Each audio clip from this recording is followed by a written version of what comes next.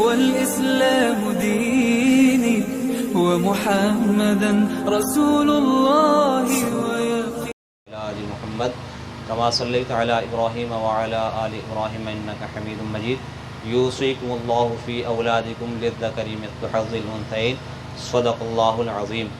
یہ جو میں نے آپ کے سامنے آیت تلاوت کی، یہ آیت میراث کہلاتی ہے۔ اس میں میراث کے حکم کو بیان کیا ہے، وارثین کو بھی بیان کیا ہے اور ان کے حصوں کو بھی بیان کیا ہے۔ اور اس آیت سے پہلے اللہ رب العزت نے جو آیت ذکر کی ہے، ان الذین یأکلون اموال الیتامی ظلما انما یأکلون فی بطونہم نارا وسیصلون سعیرا، کہ جو لوگ یتیموں کا مال ظلماً کھاتے ہیں، ناحق کھاتے ہیں، ناجائز کھاتے ہیں، وہ اپنے پیٹ میں آگ ڈال رہے ہیں اور وہ سیدھا جہنم میں جائیں گے۔ تو اس آیت سے پتہ چلتا ہے میرے دوستو عزیزو کہ زمانہ جاہلیت میں رسم بد ایک یہ تھی کہ میراث میں عورتوں کو حصہ نہیں دیتے تھے، چاہے بالغ ہو یا نابالغ ہو۔ اسی طریقے سے اگر چھوٹے بچے ہوتے تھے، نابالغ بچوں کو بھی حصہ نہیں ملتا تھا، بڑوں کو ملتا تھا۔ اس کی وجہ یہ تھی کہ بڑے جو تھے وہ مل کر لڑتے تھے، مقابلہ کرتے تھے، دشمنوں کے خلاف مقابلہ کرتے تھے، اس بنیاد پر ان کو حصہ دیا جاتا تھا، نابالغ کو نہیں دیتے تھے۔ اسی طریقے سے یتیم بچوں کو بھی نہیں دیتے تھے، اسی طریقے سے عورتوں کو بھی حصہ نہیں دیا جاتا تھا۔ اب یہ جائز ہے یا ناجائز ہے، یہ غلط ہے یا صحیح ہے، تو اس آیت سے پتہ چلتا ہے، جو آیت وعید کو بیان کر دی ہے کہ یہ لوگ ناجائز کیا کرتے تھے، یہ ان کا غلط عمل تھا۔ پھر اللہ رب العزت نے باقاعدہ میراث کا حکم نازل فرمایا کہ یوصیکم اللہ فی اولادکم للذکر مثل حظ الانثیین۔ اللہ رب العزت تمہیں تمہاری اولادوں کے بارے میں یہ حکم دیتا ہے کہ تم انہیں ان کا حصہ دو، اور کس ترتیب سے؟ للذکر مثل حظ الانثیین، بیٹے اور بیٹی کا حصہ بھی بتا دیا اور ماں باپ کا حصہ بھی بتا دیا۔ اسی طریقے سے شوہر کا بیوی کے بارے میں اور بیوی کا شوہر کے بارے میں قدر تفصیل اس میں وہ بیان کر دیا گیا۔ سب سے پہلی بات یہ ہے کہ میراث کسے کہتے ہیں، اس کو سمجھنا بہت ضروری ہے۔ بہت سارے لوگ زندگی میں ہی الجھ پڑتے ہیں کہ مجھے میرا حصہ دیا جائے۔ اس کو سمجھنا بہت ضروری ہے کہ میراث کسے کہتے ہیں۔ میراث میں انسان کا حق ہوتا ہے، جب تک میراث نہیں بنتی تو اس میں حق نہیں ہوتا انسان کا۔ تو اس کو سمجھ لیا جائے، جب کسی انسان کا انتقال ہوتا ہے، جو کچھ اس کی ملکیت میں ہوتا ہے، نقد پیسے، چاندی ہے، سونا ہے، جائیداد ہے، دکان ہے، اسی طریقے سے قیمتی اشیاء، قیمت والی اشیاء، یہ جتنی چیزیں اس کی ملکیت میں ہیں، اس کے انتقال کے بعد سب سے پہلے تجہیز و تکفین کی جائے گی اس کے پیسوں میں سے، اسی مال میں سے۔ اگر کوئی شخص اپنے طور پر بطور احسان کے تبرعاً کرنا چاہے تو کر سکتا ہے، اور اگر نہ کرنا چاہے، اگر کوئی شخص نہ کرے تو پھر اس کے مال میں سے سب سے پہلے تجہیز و تکفین ہوگی۔ دوسرے نمبر پر دیکھا جائے گا کہ اس کے اوپر قرض تو نہیں ہے، اگر اس کے اوپر قرض ہو تو پھر اس قرض کو ادا کیا جائے گا دوسرے نمبر پر۔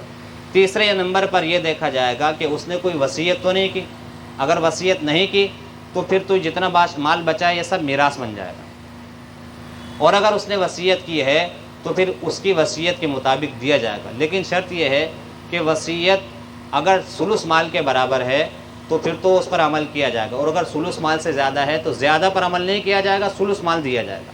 مثال کے طور پر 100 روپے میں سے اس نے 40 روپے کی وصیت کی ہے، کل مال اس کا 100 روپے بچا ہے، اور اس میں اس نے وصیت کی ہے 40 روپے کی۔ اب یہ جو 40 روپے ہے 100 روپے کے تیسرے حصے سے زیادہ ہے۔ 100 روپے کا جو تیسرا حصہ ہے وہ 33 روپے ہے۔ 33 روپے سے جو زیادہ ہوگا وہ نہیں دیا جائے گا، 33 روپے دیے جائیں گے۔ اس سے کم جتنا ہوگا وہ تو دے دیا جائے گا، 30 ہو، 32 ہو، اسی طریقے سے 28 ہو، 25 ہو، 20 ہو، 15 ہو، وہ دے دیا گا۔ ثلث کے اندر جو ہوگا وہ دے دیا جائے گا، ثلث سے اوپر جتنا ہوگا وہ نہیں دیا جائے گا۔ تو اگر اس کی وصیت ہے تو وصیت کے مطابق ثلث مال کے برابر ہے تو ٹھیک ہے، اس وصیت کے مطابق اس کا مال وصیت کے اس جگہ دے دیا جائے گا جہاں اس نے وصیت کی ہے۔ اس کے بعد اب جو مال بچے گا اسے کہتے ہیں میراث، یہ ہے میراث۔ اس میں وارثین کا حصہ آتا ہے، اس سے پہلے کوئی حصہ نہیں ہوتا کسی کا۔ لوگ زندگی میں بیچارے الجھ پڑتے ہیں کہ مجھے میرا حصہ دیا جائے، جب تک انتقال نہیں ہوگا آپ کا حصہ نہیں آئے گا، انتقال ہو جائے گا پھر آپ کا حصہ آئے گا۔ اور الجھنے کی وجہ سے، زبردستی کرنے کی وجہ سے، تکرار کرنے کی وجہ سے بعض لوگ دینے پر مجبور ہو جاتے ہیں، حالانکہ اس کو کوئی حصہ نہیں اس میں. جس کا مال ہے، یعنی باپ ہے یا والدہ ہے، اس کا مال ہے، وہ جو چاہے کرے، اس میں اولاد کا کسی کا کوئی حق نہیں ہے، کوئی حق نہیں ہے. وہ جو چاہے کرے، ایک کو دے دے، دو کو دے دے، تین کو دے دے، سب کو برابر تقسیم کرے. زندگی میں تقسیم کرے گا تو یہ ہدیہ ہوگا. اگر والدین تقسیم کر دیتے ہیں اپنے مال کو اولاد میں تو یہ میراث نہیں ہے، یہ ہدیہ ہوتا ہے. میراث کا تعلق انتقال کے بعد ہے. انتقال ہو جائے، تجہیز و تکفین کے بعد، قرض کی ادائیگی کے بعد، وصیت کے بعد جو مال بچے گا یہ میراث کہلائے گا. اب یہ اس میں لوگوں کا، یعنی وارثین کا حق آ گیا، اور سب کا آئے گا. جتنے بیٹے ہیں، جتنی بیٹیاں ہیں، سب کا اس میں حق آئے گا. اور ہوتا یہ ہے کہ بھئی ایک دو کو تو دے دیا جاتا ہے، باقی رہ جاتے ہیں. جس کا داؤ چلتا ہے اور جس کا غلبہ ہوتا ہے اس کے ہاتھ میں وہ مال رہ جاتا ہے. اس میں ہم لوگ بہت زیادہ کوتاہی کرتے ہیں، بہت زیادہ ناجائز کرتے ہیں، اور یہ بہت ہی سخت معاملہ ہے. حدیث کا مفہوم ہے کہ ایک آدمی ساری زندگی نیک عمل کرتا ہے اور مرتے وقت وصیت غلط کر جاتا ہے، جس کی وجہ سے جہنم میں داخل ہوتا ہے. اور ایک آدمی ساری زندگی گناہ کرتا ہے لیکن مرتے وقت وصیت صحیح کر جاتا ہے تو اس کی وجہ سے جنت میں داخل ہو جاتا ہے.